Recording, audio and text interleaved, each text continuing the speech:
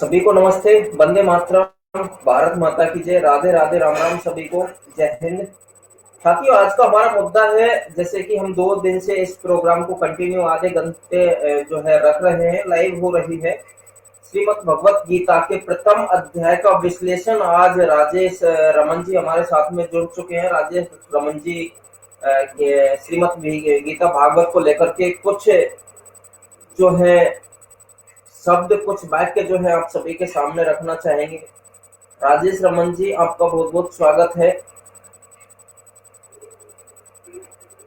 धन्यवाद। आप मैंने खोल दिया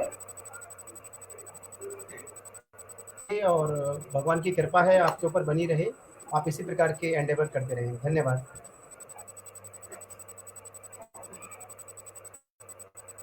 जी राजेश जी, आज का हमारा मुद्दा है श्रीमद् भगवत गीता के प्रथम अध्याय का विश्लेषण आप करने के लिए जा रहे हैं। चिंतन होगा इस विषय पर, क्योंकि श्रीमद् भगवत गीता में हमेशा जितने भी हमारे देवी देवता भगवान हैं, हमारे आराध्य हैं, उन सभी को लेकर के आप चर्चा करेंगे। तो इसलिए आपका बहुत बहुत स्वागत है। फुल टाइम में आपको दे रहा हूँ। आप लोगों को, जितने भी भाई इस लाइव सेशन को देख रहे हैं, ज्यादा से ज्यादा शेयर करें, क्योंकि साथियों देखो, सनातन संस्कृति को समझने के लिए और जो सनातन संस्कृति के खिलाफ में जो आज देश के अंदर जो षड्यंत्र चल रहा है, उसको भी समझने के लिए पहले हमें अपने वेद, अपने ग्रंथ, अपने शास्त्रों को समझना पड़ेगा। क्यों राजेश जी? जी, बहुत सुंदर बात आपने प्रारंभ में कही है कि हमें अपना व्यक्तित्व, अपना अस्तित्व और किनसे हम हैं, भगवान के बारे में जानना पड़ेगा।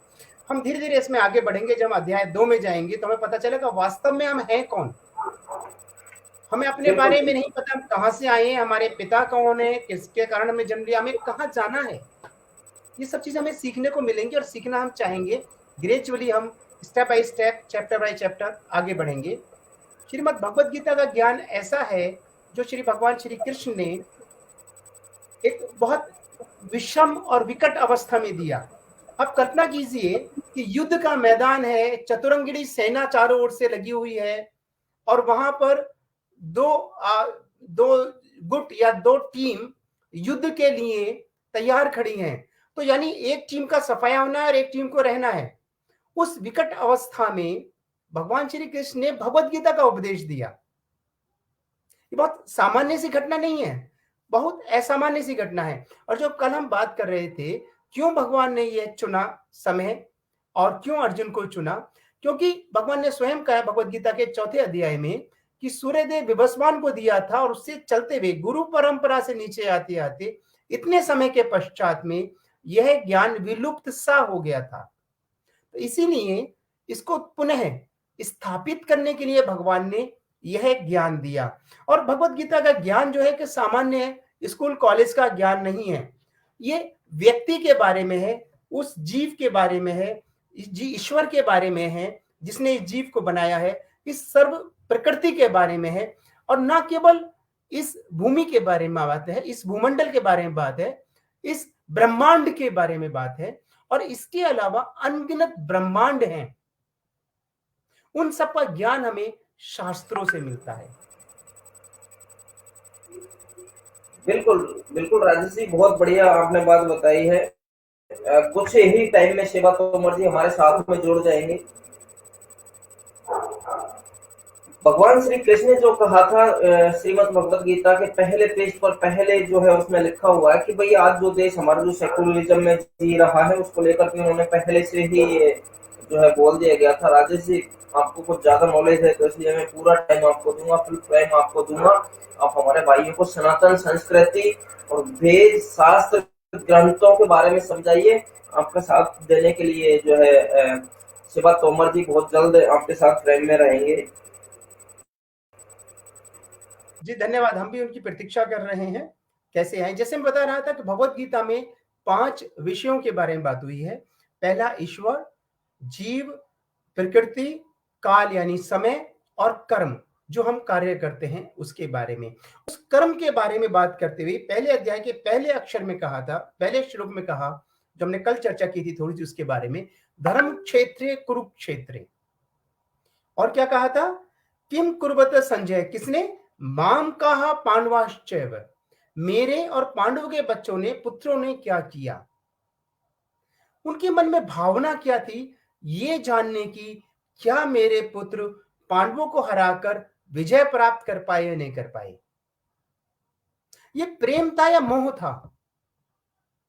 ये धृतराष्ट्र का दुर्योधन के प्रति और कहें तो राज सिंहासन के प्रति मोह था। यदि प्रेम होता तो अपने पुत्र को वो भगवान दिलाते, भगवान के बारे में बताते, उन्हें बताते कि अच्छा क्या है बुरा क्या है। ये जो आप बात कर रहे थे ना कि सेकुलर की और समाज की, आज के समय में हमें ध्यान करना चाहिए क्या हम अपनी संतानों को प्रेम करते हैं या उनके साथ मोह करते हैं। उनसे भौतिक उन्नति की कामना करते हैं, करोड़ों रुपए हमारे पास हो, एक पुत्र है, एक पुत्री है, उतना ही काफी है, बाकी समाज में कुछ भी होता रहे, हम वोट देने जाएंगे नहीं, सरकार कोई भी बनती चले। और अब से 8, 10, 20 साल बाद स्थिति ऐसी हो जाएगी, सेकुलरिज्म के नाम पर आप सरकार बनाने की स्थिति में भी नहीं रहेंगे तो धर्म का पालन कैसे कर पाएंगे। तो हमें अपने संतानों से मोह नहीं होना चाहिए, उनसे प्रेम होना चाहिए। और जैसे मैं कल कह रहा था, आपको ध्यान होगा कि जैसे प्रहलाद महाराज ने और ध्रुव महाराज ने 5 वर्ष की अवस्था और बचपन की अवस्था से भगवान की भक्ति शुरू कर दी। कयादु माता जो प्रहलाद महाराज की माता थी, नारद जी के पास थी, कयादु माता के गर्भ में जब प्रहलाद महाराज थे तभी से उन्होंने शिक्षा लेनी प्रारंभ कर दी। हम अपने बच्चों को क्या करते हैं, उच्च शिक्षा दिला देते हैं, भगवान की शिक्षा नहीं देते हैं। तो समाज में जो विसंगतियां नजर आ रही हैं आज की तारीख में, हमें जो दिखलाई दे रहा है कि हिंदू संकट में है, सनातन धर्म संकट में है, हमने भी बांग्लादेश का केस बहुत अच्छी तरह से देखा है। ये सब परेशानियां इसलिए है क्योंकि हम अपने धर्म से लग नहीं रहे हैं। हम स्वयं लग जाए तो बच्चों को तो बिल्कुल नहीं लगा रहे हैं। और श्रीमद् भगवद गीता का संदेश किसी धर्म विशेष के लिए नहीं है, पूरे मानव जाति के लिए है। तभी तो पूरे विश्व में भगवद गीता को बहुत आदर के साथ लिया जाता है। और इसीलिए कहा जाता है कि भगवद गीता एक सिद्धांत है, एक व्यवहारिक जीवन का एनसाइक्लोपीडिया है। हमें अपने जीवन में अगर नैतिक मूल्य चाहिए, हमें भगवद गीता से सीखना चाहिए। हमें अपने प्रश्नों का उत्तर चाहिए तो भगवद गीता से सीखना चाहिए। ये जो पहला वाला अध्याय की आप बात कर रहे थे महेंद्र जी, तो पहला वाला अध्याय मुख्य रूप से संजय ने धृतराष्ट्र को बताया कि दुर्योधन ने किस प्रकार से सेना का वर्णन किया। जी महेंद्र जी। जी बिल्कुल बिल्कुल, बहुत बढ़िया आपने बात बताई है। पृथ्वी पर सनातन संस्कृति जो है इस वक्त खतरे में है, और जब तक हम इस चीज को नहीं जानेंगे, नहीं समझेंगे, तब तक हम लोग कुछ कर भी नहीं सकते। क्योंकि अभी बहुत सारे लोगों को तो सनातन संस्कृति पता ही नहीं है, मालूम ही नहीं है। लोग बाग को आजकल का जो यूथ है, युवा, उनको किसी भी प्रकार की इस तरह की कोई शिक्षा जाती नहीं है। वेद ग्रंथ शस्त्रों को लेकर के कोई शिक्षा नहीं दी जाती है। तमाम लोग ऐसे हैं जिनको आज हनुमान चालीसा नहीं आता है। तमाम ऐसी घटनाएं होती है। बिल्कुल सही कह रहे हैं आप महेंद्र जी। हम जब स्कूल के जाने वाले बच्चों से, इवन कॉलेज के बच्चों से, 11th-12th के बच्चों से पूछते हैं, भगवत गीता के बारे में पूछते हैं, तो उन पात्रों को जो हमारे भगवान राम हैं, भगवान श्री कृष्ण है, सीता माता हैं, या युधिष्ठिर, अर्जुन और दूसरे पांडव हैं, या दुर्योधन है, उनके बारे में कुछ पूछने लगे तो वो पात्रों को ही मिला देंगे आपस में। और इसमें बहुत बड़ा दोष जो रहा है, ये सिनेमा का रहा है, टीवी चैनल्स का रहा है, जो असैद्धांतिक रूप से, बिना अच्छी तरह से खोज किए, बिना धार्मिक जो सिद्धांतों को जानने वाले गुरु लोग हैं उनसे बात किए, ऐसे कोई सीरियल बना देते हैं और जानबूझकर उसे ऐसी घालमेल करते हैं कि मजाक उड़ाया जा सके, लोगों को आकर्षित किया जा सके। और उसका कारण यही है कि हमने अपने बच्चों को शिक्षाएं नहीं दी। अभी एम्स का कार्यक्रम पिछले दिनों हुआ था विजयदशमी के ऊपर। आपने भी, आप तो न्यूज चैनल से जुड़े, आपको पता होगा अच्छी तरह से, आपने तो कवर भी किया हो शायद। जूनियर डॉक्टर्स ने एक रामलीला का सा मंचन किया और बिल्कुल उसके अंदर एम्स में जो हुआ था, बिल्कुल बिल्कुल एम्स में जो हुआ था वो सोशल मीडिया पे वीडियो वायरल हुई है। हालांकि उन लड़कों ने जो है माफी भी मांगी है, लेकिन ये एक पूरा षड्यंत्र था सनातन संस्कृति को दबाने का हमारे जो है आराध्य हैं उनके ऊपर अभद्र टिप्पणी करने का पूरा ये षड्यंत्र था, क्योंकि जिस तरह से उन्होंने मिला था उसी तरह से की उनके साथ में ये घटना हुई थी। तो इस षड्यंत्र में जितने ये लोग शामिल हैं उसमें हम कहेंगे हम स्वयं भी शामिल हैं, जो अपने संतानों को, अपने परिवार को इसमें सम्मिलित नहीं करते हैं। हम देवी देवताओं से कुछ मांगकर, भौतिक संपत्ति जुटाकर प्रसन्न होना चाहते हैं। भगवान की पूजा करना, भगवान की भक्ति करना, भगवान के बारे में अपनी संतानों को बताना, उससे पीछे हट जाते हैं। और मैं शिव तोमर जी का स्वागत करना चाहूंगा। महेंद्र जी,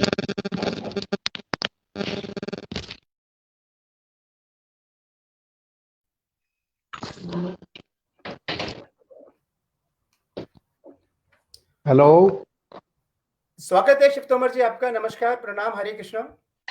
जय श्री राम भाइयों। मैं सबसे पहले आपको सभी से क्षमा चाहूँगा कि मेरे कारण कार्यक्रम में देरी से जुड़ पाया। कुछ तकनीकी कमी थी जिसके कारण मैं नहीं जुड़ पाया, और अब मैं पूरे कार्यक्रम में साथ हूँ। तो बहुत धन्यवाद महेंद्र भाई, और राजेश जी आपका भी धन्यवाद। जय श्री राम। कार्यक्रम को जारी रखें।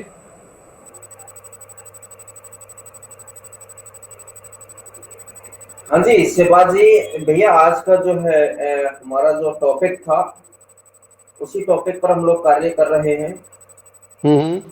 तो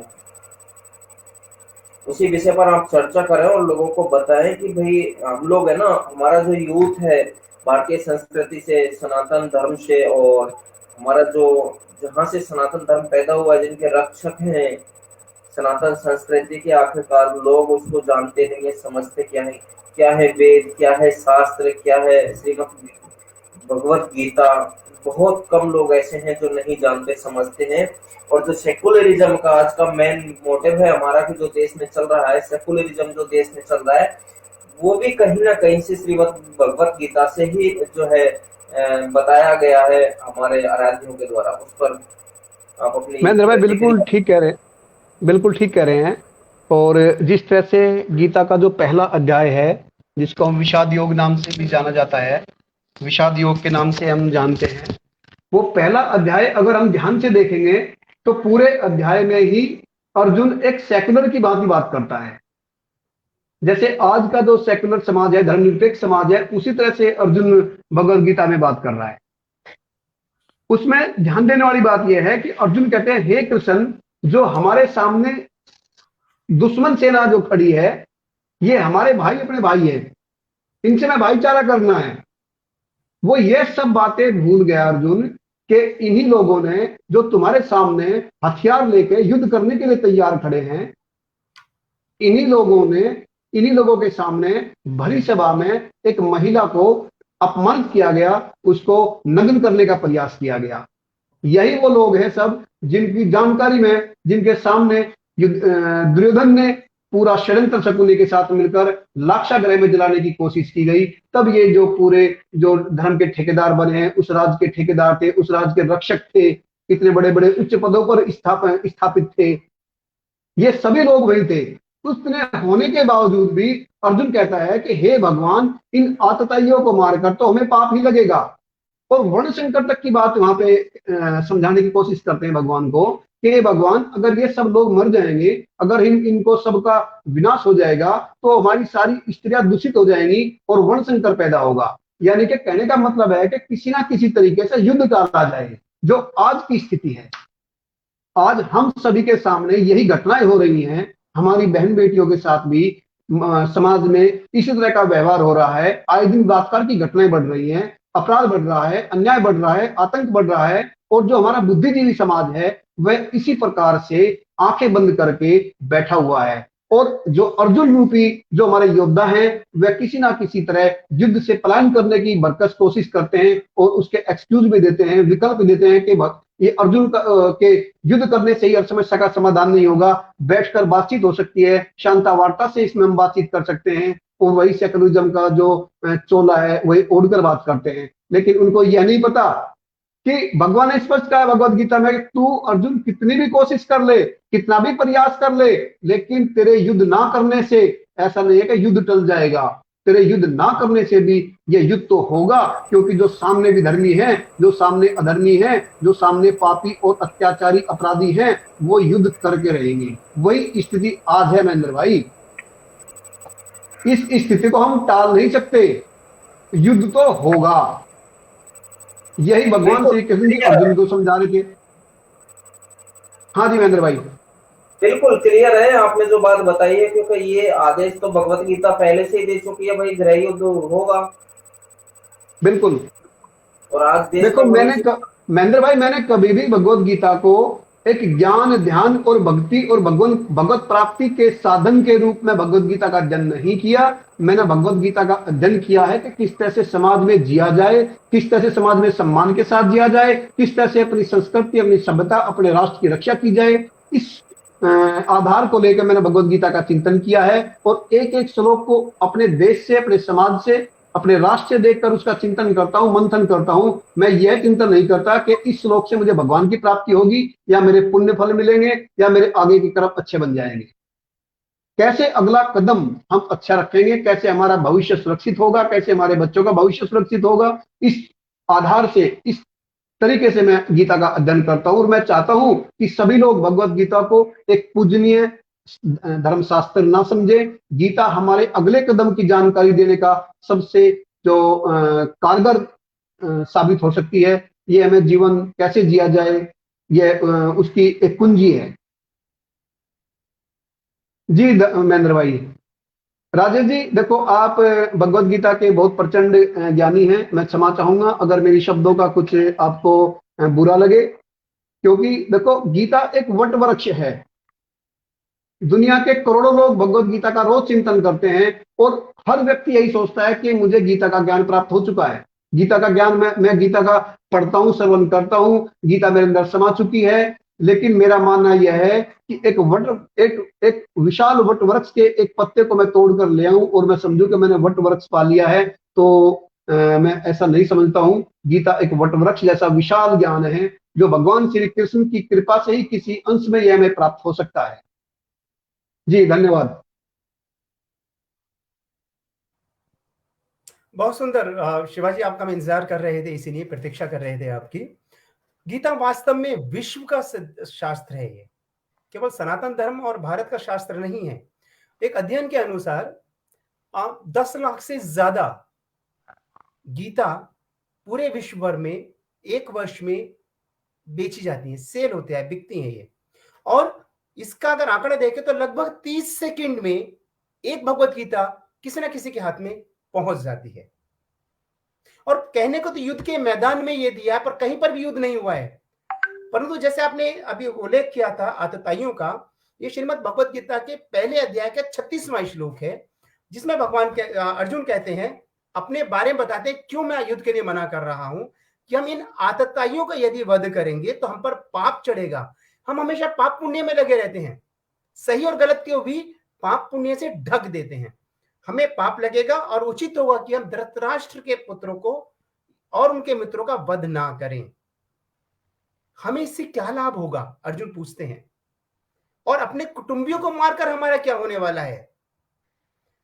श्रीमद् भगवत गीता की जो टिप्पणी की है या जो लिखा है, इस्कॉन अंतरराष्ट्रीय कृष्ण भावना भावित संघ जो है, इस्कॉन के संस्थापक आचार्य हैं श्री प्रभुपाद जी, उन्होंने जो लिखा उसमें बताया आतताई 6 प्रकार के होते हैं।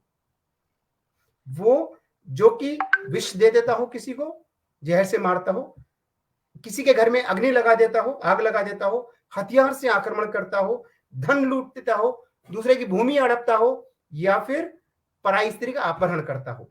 जो अपने समाज की दुर्दशा बताई वो सब आतताई ही है। ये सब हमारे देश की जमीन दूसरे देश वाले झपट लेते हैं, हमारी स्त्रियों के साथ अत्याचार होता है, अन्याय होता है, हमारी भाई बहनों को एक क्षेत्र दूसरे क्षेत्र भगा दिया जाता है। सेकुलरिज्म जिसकी आपने बात की, वही सेकुलरिज्म बात यहां पर कर रहा है। ये सब हमारे भाई बंधु हैं। बाकी जो यहाँ पर उपद्रव मचाते वो भी तो हमारे भाई बंधु हैं ना। कुछ वंश पहले, कुछ संतान पहले वो हमारे भाई ही तो थे जिन्होंने धर्म परिवर्तन किया।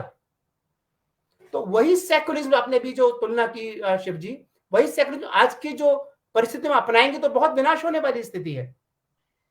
तो क्या करें? जो अभी थोड़ी देर पहले बात करता महेंद्र जी के साथ में, हमें सबसे पहले तो गीता का ज्ञान ना केवल स्वयं लेना है, इस ज्ञान को जितने ज्यादा लोगों तक पहुंचा सके उनको देना है, जो कि महेंद्र जी और आपका प्रयास है। दूसरी बात, हमें इस ज्ञान को अपने परिवार के प्रत्येक सदस्य को देना है। तीसरी बात, ये जो श्लोक है, जैसे कि आतताइयों वाला श्लोक है, जैसे महिलाएं वर्ण संकर संतानें उत्पन्न करेंगी, वो सब बातें हमें समझ में आनी चाहिए और दिखाई देना चाहिए। ऐसी स्थिति आज के समय भी कुछ वर्षों पहले हुई थी 1990 में, अगर हम कश्मीर की बात करते हैं तो। अभी बांग्लादेश की स्थिति क्या है, पाकिस्तान में क्या होता रहता है, हिंदुस्तान में बहुत जगह में ऐसा होता है। तो हमें इस संदेश को अच्छी तरह ग्रहण करना पड़ेगा। हाँ, वो थोड़ा हमारे अपने मत में भिन्नता हो सकती है कि मैं इसको भगवान श्री कृष्ण की सेवा के हिसाब से पढ़कर वर्तमान परिस्थिति में उसको इंप्लीमेंट करने के हिसाब से बात करता हूं, और आप इसको सीधा इंप्लीमेंट करने पाते हैं, उसमें कोई अंतर नहीं है। हम दोनों ही जीवन में भगवत गीता को समझकर इसके तत्व को ग्रहण कर कर अपनाना चाहते हैं और पूरे समाज में बदलाव लाना चाहते हैं। जी शिव जी। राजेश जी, आपके अनुसार और जिस तरह से आंकड़े देखे जाते हैं, करोड़ों लोग गीता का रोज अध्ययन करते हैं। नहीं, यहाँ पर थोड़ा सा मुझे कहना पड़ेगा, ये मुझे कहना पड़ेगा, अध्ययन करते हैं कहना थोड़ा सा जल्दबाजी होगी। पर आप देखेंगे भगवत गीता बहुत घरों में है। उन्हें प्रेरित करना पड़ेगा कि ना केवल भगवत गीता पढ़ें, उसके संदेश को समझें, अपने संतानों को समझाएं, समाज में जागरूकता लाएं। यदि धर्म नहीं बचेगा, सनातन धर्म नहीं बचेगा, भगवत गीता नहीं बचेगी, तो फिर कल को आप खाना भी नहीं खा सकते हैं। राजेश जी, मेरे कहने का जो तात्पर्य है वो यह है कि पूरी दुनिया में करोड़ों लोग रोज गीता पढ़ते हैं, हजारों सभाएं होती है और बहुत सारे गुरु हैं, बड़े बड़े मंच लगाकर भगवत गीता का ज्ञान देते हैं। लेकिन 5500 वर्ष में, 5600 वर्ष में ना ही तो किसी ने अर्जुन की तरह गीता समझी है और ना ही किसी ने कृष्ण की तरह गीता बताई है। सबसे बड़ी विडंबना यही है कि गीता पढ़ते हैं, गीता पाठ करते हैं, लेकिन उसको जीवन में नहीं ढालते। और हम इसके एक एक श्लोक को बस लाल कपड़े में भगवत गीता रखी है और सुबह धूप बत्ती जलाई, भगवान जी के सामने पढ़ गए, एक गीता पाठ किया। अरे पागलो, मैं ये पूछना चाहता हूं, क्या भगवान जी को गीता सुना रहे हो आप? भगवान श्री कृष्ण को गीता सुनाने से आपका क्या लाभ है? वो तो खुद ही गीता रचयिता है, उन्हें खुद ही गीता का ज्ञान दिया है। उनकी मूर्ति के सामने, उनके फोटो के सामने सुबह दिया घी का दीपक लगाकर, फूल चढ़ाकर, धूप बत्ती लगाकर किनको आप गीता सुना रहे हो? जिस दिन यह समझ ली जिसने भी कि ये गीता मेरे लिए है, जिस दिन पढ़ाने वाला यह समझ जाएगा कि यह भगवत गीता भगवान श्री कृष्ण का संदेश है, इसको मैं भगवान श्री कृष्ण के माध्यम से मैं दुनिया को दे रहा हूं, उसी दिन एक नई क्रांति आ जाएगी, गीता क्रांति। जिस तरह से अर्जुन ने 11 छोड़ी दल को बातों बातों में ही, सहज सहज में ही सबको, अधर्मियों को विनाश कर दिया था, उसी तरह आज भी कोई एक ऐसा योद्धा खड़ा हो जाएगा, आज भी कोई ऐसा गीता साधक, भगवान का साधक, जिस तरह से परित्राणाय साधूनाम, भगवान ने कहा कि भगवान ने यह नहीं बोला कि मैं खुद आऊंगा, भगवान ने बोला कि तदात्मनम शब्दाम्य हम, कि किसी आत्मा के रूप में मैं इतना शक्तिशाली होऊंगा, किसी को इतनी शक्ति दे दूंगा कि वह यह सब जो आज हो रहा है, जो आज के हालात बन रहे हैं, उन सबको समाप्त कर देगा। उदाहरण के तौर पर जिस तरह से योगी जी और मोदी जी के रूप में भगवान ने एक छोटा सा अपना अंश प्रकट किया और उससे आज देश की दशा और दिशा दोनों आप बदलते देख रहे होंगे। अगर कोई और, अगर जिस दिन भारत के, हिंदुस्तान के जिस तरह से जो विधर्मी लोग हैं, हर सभी धर्म के कुरान पढ़ते हैं, बाइबल पढ़ते हैं, जिस दिन हमारे बच्चे उसी तरह से भगवत गीता का मनन इतने प्रेम से और इतनी श्रद्धा से करने लगे, उस दिन धर्म, अपनी गीता क्रांति और अपने धर्म में निष्ठा, और लोग अपने धर्म के लिए मरने मिटने लगेंगे। राजेश जी, बहुत सुंदर बात है, आपने बिल्कुल आज के समाज का और आज के राजनीतिक व्यवस्था का बहुत अच्छा चित्रण प्रस्तुत किया है।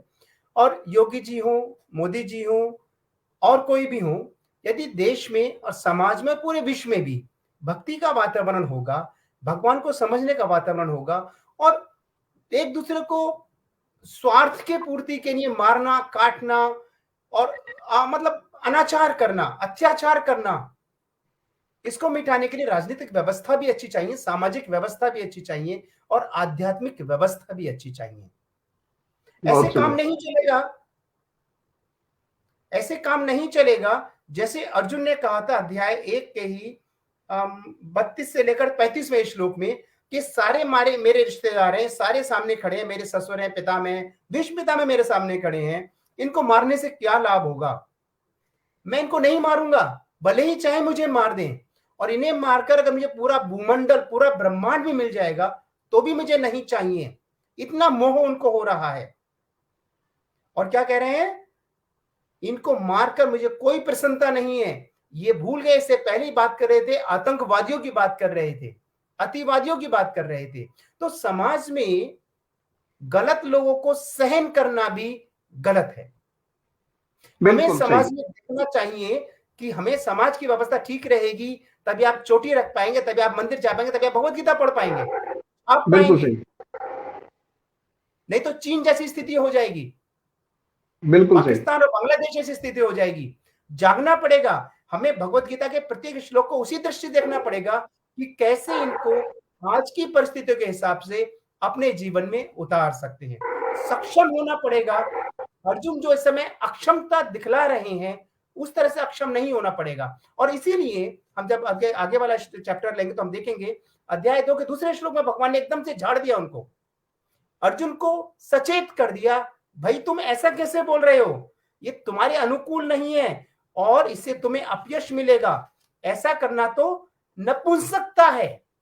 मतलब भगवान श्री कृष्ण ने अर्जुन के लिए नपुंसकता वाला बोल दी। क्या बोला उन्होंने? ये कैलेबियम, राजेश जी, ये जो आज के ये समाज में जो नपुंसकता है उसको हटाना पड़ेगा, तभी भगवान की भक्ति भी प्राप्त होगी, सभी जो भौतिक आप उन्नति चाहते हैं वो हो पाएगी, वरना कुछ नहीं हो पाएगा। इस पे कल जो नपुंसकता शब्द है, इस पे आपका कल का रहेगा कि भगवान श्री कृष्ण ने नपुंसक क्यों कहा। ये कल का विषय रहेगा आपका, ठीक। तो ये बहुत बढ़िया है, आज आपने इसको इंडिकेट भी कर दिया, इस पे थोड़ा संकेत भी दे दिया है कि कल हम नपुंसकता, भगवान श्री कृष्ण ने बोला हे अर्जुन तू नपुंसकता को मत प्राप्त हो, ठीक। तो इसी पे कल चर्चा करेंगे। आज पूरे चैप्टर में, पूरे फर्स्ट अध्याय में भगवान ने एक भी शब्द अपने मुंह से नहीं बोला, सिर्फ अर्जुन की बातें सुनते रहे।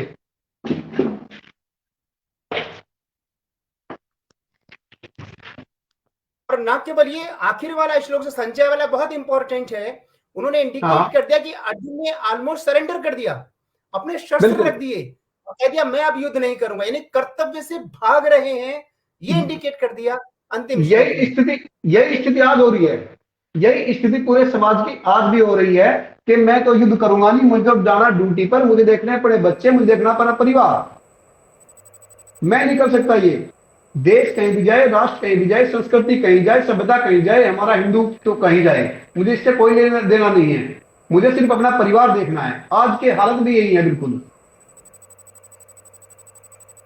बिल्कुल, समाज में ऐसी व्यवस्था बनाए रखने के लिए सभी को प्रयत्न करना पड़ेगा कि सभी धर्म के लोग आराम से रह सकें, ठीक से रह सकें। इस जो छद्म सेकुलरिज्म की बात करते हैं हम, उसके बदले वास्तविक सेकुलरिज्म ये होता है जब सभी धर्मों का सम्मान हो, कोई भी धर्म किसी के दूसरे धर्म के बीच में एनक्रोचमेंट ना करे। आप अपना काम कीजिए, हमें अपना काम करने दीजिए। परेशानी तब हो जाती है जैसे कि अर्जुन यानी पांडवों और कौरवों के बीच में हुई, जो उनका हिस्सा था अपने पास रखिए, हमारे हिस्सा अपने पास रखिए। लेकिन जब कोई न्याय संगत तरीके से काम नहीं करेगा, छीना झपटी करेगा और समाज में उपद्रव करेगा, तो फिर धर्म की स्थापना के लिए भगवान कुछ ना कुछ करते हैं। करेक्ट जी, बहुत धन्यवाद, बहुत बढ़िया, बहुत सुंदर लगा। और राजेश जी, इस कार्यक्रम में ज्यादा से ज्यादा बुद्धिजीवी लोगों को जोड़ो, जिससे यह संदेश पूरे देश तक, पूरी दुनिया तक जाए। और एक गीता क्रांति कार्यक्रम भी ऐसा चल रहा है जिसको चंद छोटे छोटे लोग मिलकर चला रहे हैं। छोटे छोटे लोग एक बड़ा संदेश दे रहे हैं पूरी दुनिया को, एक ऐसा संदेश जाए, इसलिए इस कार्यक्रम में ज्यादा से ज्यादा लोगों को जोड़ने की कोशिश की जाए। और मैं सभी से निवेदन करता हूं कि इस कार्यक्रम में ज्यादा से ज्यादा लोग जुड़े और महेंद्र भाई के पास मैसेज करें जिनको जुड़ना है। अपनी प्रतिक्रिया देने हैं, अपने विचार देना है। जी महेंद्र भाई, मैं आपका धन्यवाद कहूंगा और दोबारा से एक बार मैं क्षमा मांगना चाहूंगा कि मैं कार्यक्रम में देर से उपस्थित हो सका। कोई दिक्कत नहीं है। और इस प्रोग्राम को हम, ये जो हमारा ये सेशन चलता है आधे घंटे का, 9:30 से 10 बजे तक का, इसको हम आप सभी की मेहरबानी से और भगवान श्री राम के आशीर्वाद से, तो कथावाचकों को भी कल से हम इस लाइव डिबेट में जोड़ेंगे, क्योंकि कथावाचक हैं वो भी अच्छे तरह से समाज को ये सारी बातें बता सकते हैं जिस तरह से। जी धन्यवाद, जी धन्यवाद। ठीक है जी, तो आज का समय आपने दिया, आप सभी का बहुत बहुत स्वागत है। राजेश जी, बहुत बहुत स्वागत है आपका। सभी को नमस्ते, आपके प्रयास। जय श्री राम, जय श्री राम जी, जय श्री राम, जय श्री राम, हरे कृष्ण, हरे कृष्ण।